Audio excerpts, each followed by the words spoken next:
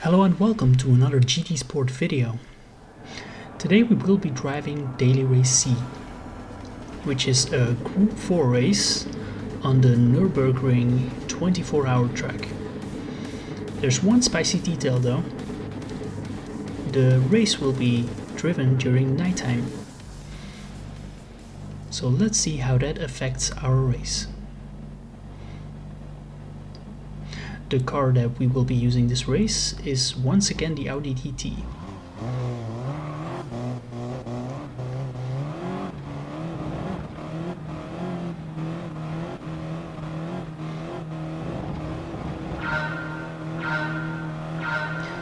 So here we are starting the race. For the moment the track is looking quite lit up.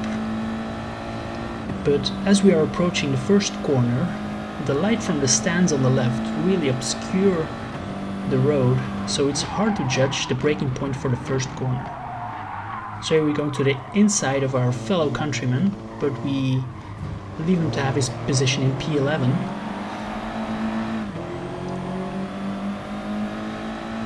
Because we don't want to get any penalties, of course.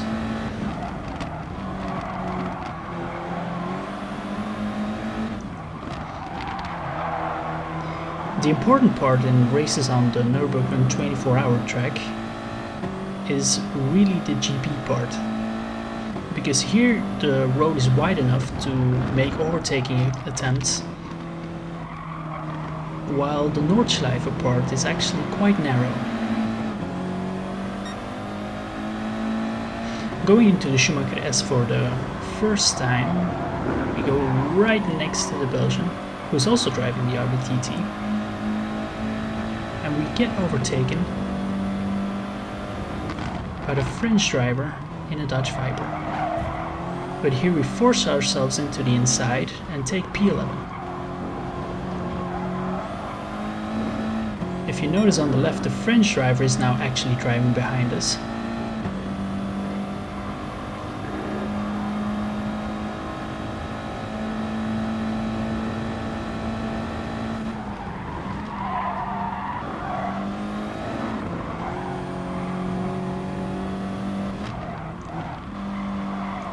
So that's already the first part of the race.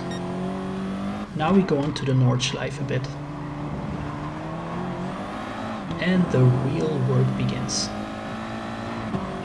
The French driver in the Dutch Viper is right on our tail.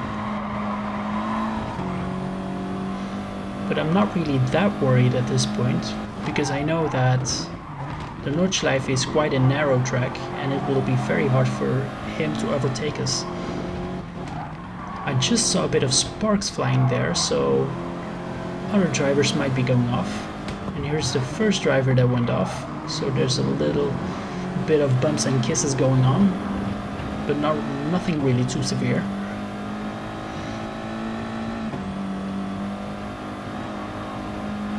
Here we go through Flugplatz.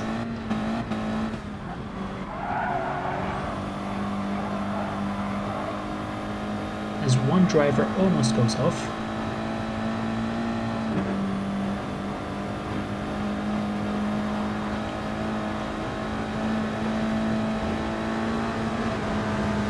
We're trying to approach drivers, and suddenly the driver in the Volkswagen decides to visit the grass barrier. And we get pushed wide by the French driver. He does get a penalty for it. But later on you'll see that that really doesn't matter.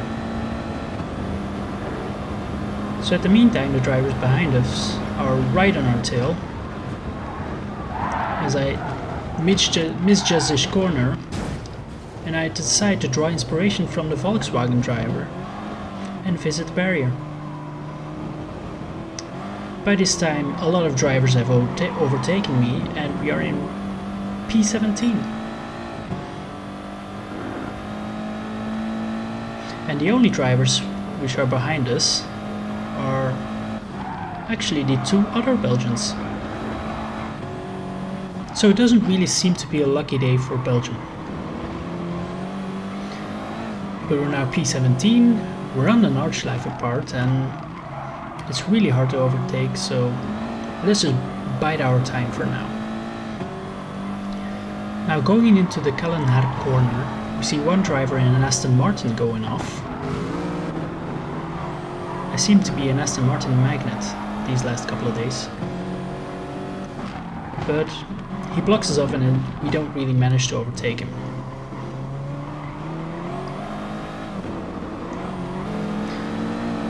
So let's skip to the carousel. Here we decide to take the safer line and we see one driver spinning off, a second driver here following him. So we actually gain 2 positions coming out of the carousel. We also see that the driver in the Aston Martin gets a 4-second penalty for supposedly driving the Norwegian driver off. So virtually we're driving in P14.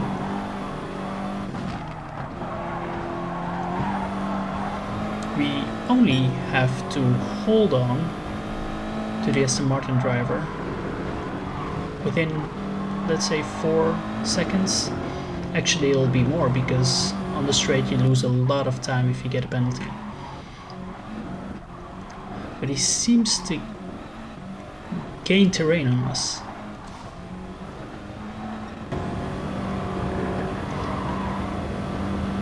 But as we are coming close to the end straight, he's coming close to the driver in front of him, so actually managed to catch up a little bit. By this time I can also see that the Belgian driver behind me is now 1.5 seconds behind me, and I hope that remains that way. But he's really coming closer as well.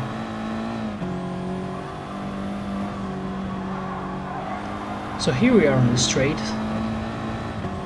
Both drivers in front of me are going to have to serve penalties, so we don't really have any slipstream to pick into. And the Belgian driver behind me is close enough to overtake me. So I go to the right side, give him enough space because I know he's going to overtake me. But instead of overtaking me, he starts bump drafting me. Because he realizes that if he wants any position that's better than 14th, we really need to work together to get closer to these guys in front. Which we managed to do at the end of the straight. We are now within slipstream range of these 2 drivers in front. So a battle for 14th actually turned into a battle for 12th. We try to get past the French driver. He's swerving a little bit. We do manage to get by. And for the second time in the first corner, we miss our braking points. We give the Italian driver a little nudge, but luckily we don't get any penalty for that. Here the French driver gets a 2-second penalty because he probably bumps into the Italian driver.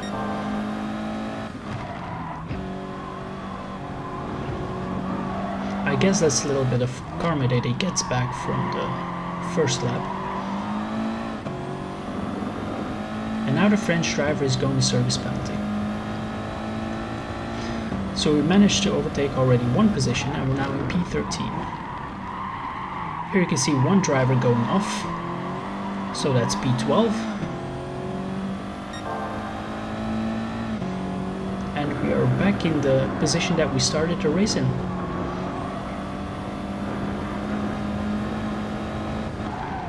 So let's skip a little bit.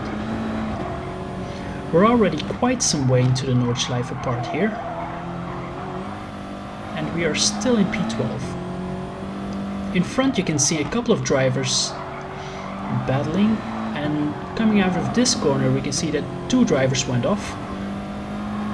So we managed to gain 2 positions. So now we're in P10.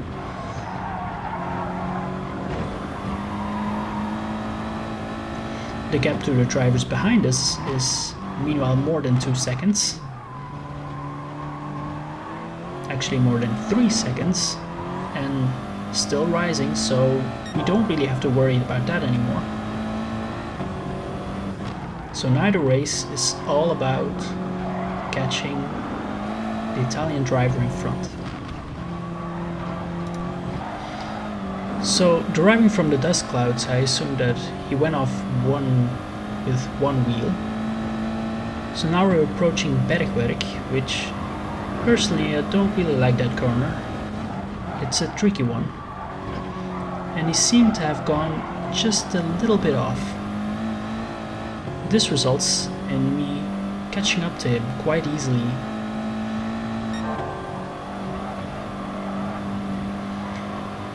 But it's Nordschleife and the road is quite narrow, but still he leaves enough space for me to get next to him.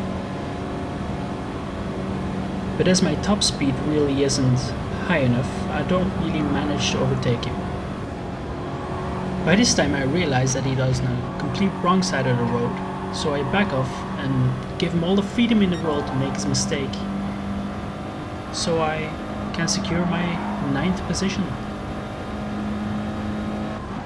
And after this corner I notice that the gap between me and him rises to more than a second, and I'm safe to assume that he can't catch up to me anymore. So that's the end of the race.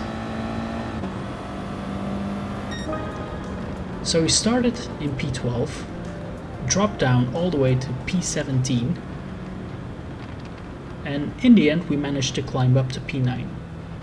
So, although it could have been better if I had stayed on the track for the complete race, I'm actually quite happy with this race. But anyway, this is all I have for you today. Hopefully see you in the next video.